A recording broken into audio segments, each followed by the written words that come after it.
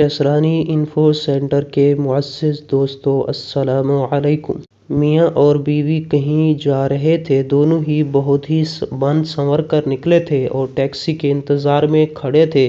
اتنے میں ٹیکسی آئی اور اس میں بیٹھ گئے۔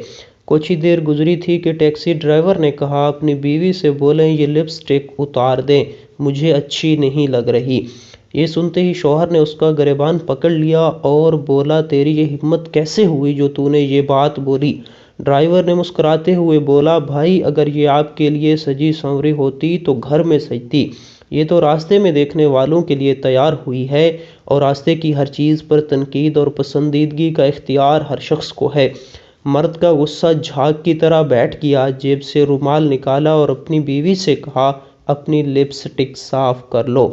شاید اس بات میں حقیقت نہ ہو یا من گھڑت واقع ہو، مگر ایک سچائی ضرور ہے، عورتیں واقعی اپنے شوہر کے لیے کم اور لوگوں کے لیے زیادہ تیار ہوتی ہیں۔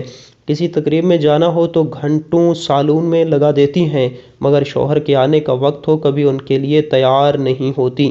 اپنے خاوند کے لیے تیار ہوا کریں، بازار کی بجائے کمرے میں تیار رہا کریں، کیونکہ اس سے خاوند بھی خوش ہوگا اور اللہ پاک بھی اس سے خوش ہوگا۔